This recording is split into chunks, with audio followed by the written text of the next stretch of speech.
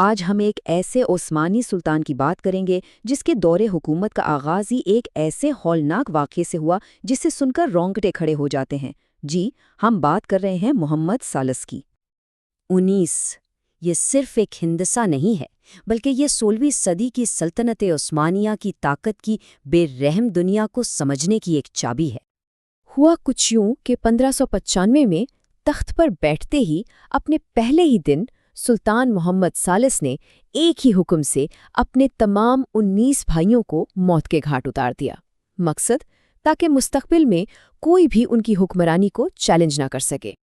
لیکن سوال یہ ہے کہ ایسا کیسے ہو سکتا تھا؟ کیا یہ صرف ایک قتل عام تھا؟ نہیں، اصل میں یہ ایک قائم شدہ اگرچہ بہت ہی سفاکانہ روایت تھی۔ تو یہ جو برادر کشی تھی، یعنی اپنے ہی بھائیوں کو قتل کرنا، اس سے سلطنت کے استحکام کے لیے یوں سمجھے کہ ایک ضروری برائی سمجھا جاتا تھا۔ خیال یہ تھا کہ ایک شہزادے کا مرنا پوری سلطنت کی خانہ جنگی سے بہتر ہے۔ اور اس کام کو کتنی رازداری سے کیا جاتا تھا، اس کا اندازہ اس بات سے لگائیں کہ شاہی جلاد اکثر بہرے اور گونگے رکھے جاتے تھے تاکہ حکم کی مکمل تعمیل ہو اور کوئی راز باہر نہ جا سکے۔ تو پھر سوال یہ اٹھتا ہے کہ جو حکمران اپنے دور کی شروعات ایسے کرے، وہ خود کیسا ہوگا؟ سچ تو یہ ہے کہ محمد ثالث کو حکومت کے معاملات میں کچھ خاص دلچسپی نہیں تھی، اصل اختیارات تو کسی اور کے پاس تھے۔ جی، تخت کے پیچھے کی اصل طاقت تھی ان کی والدہ صفیہ سلطان۔ وہ اتنی با اثر تھیں کہ انہیں سلطنت کی شریک حکمران کہنا غلط نہیں ہوگا۔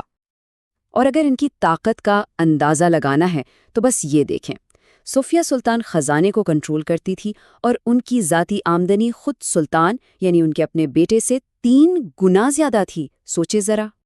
ان کا کنٹرول ہر جگہ تھا۔ سلطان نہ ہو تو وہ کونسل کی سربراہی کرتی، بڑے بڑے وزیر ان کے حکم پر لگائے اور ہٹائے جاتے، یہاں تک کہ لوگ اپنی درخواستیں لے کر سلطان کے پاس نہیں بلکہ سیدھا صفیہ سلطان کے پاس جاتے تھے۔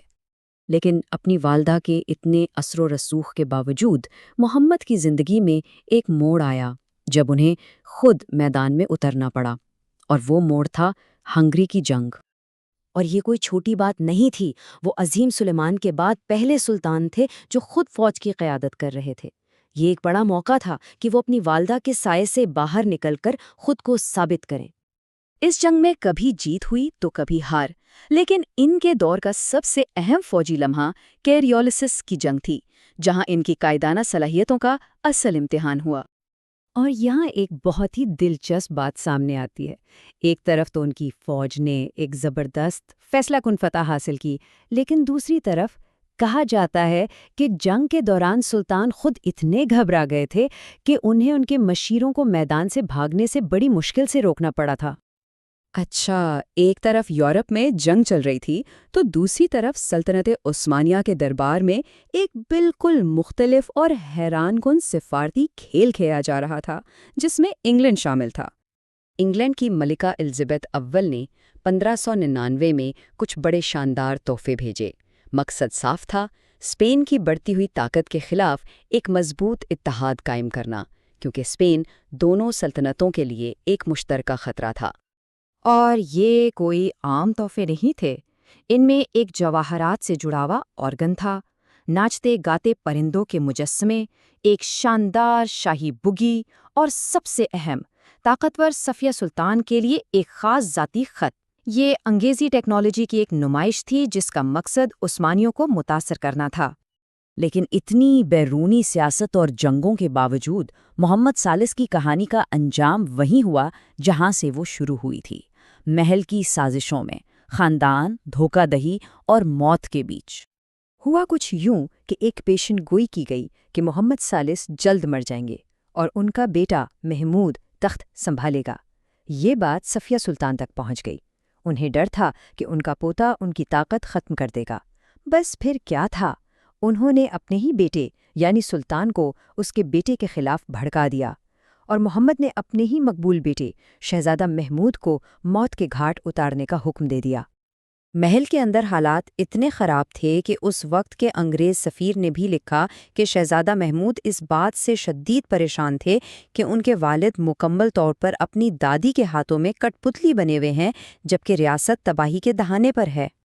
اپنے بیٹے کو مروانے کے صرف چند ماہ بعد محمد ثالث خود بھی صرف 37 سال کی عمر میں انتقال کر گئے، اور کہا جاتا ہے کہ ان کی موت کی وجہ بھی اپنے ہی کیے کا شدید غم اور پچھتاوا تھا۔ تو محمد ثالث کی کہانی ہمیں ایک پیچیدہ سوال پر لا کر چھوڑ دیتی ہے۔ کیا وہ ایک ظالم حکمران تھا، ایک بے بس کٹ پتلی جو اپنی والدہ کے اشاروں پر ناچتا رہا، یا پھر اس بے رحم نظام کا ایک اور شکار؟ اس کا فیصلہ شاید تاریخ ہی بہتر کر سکتی ہے۔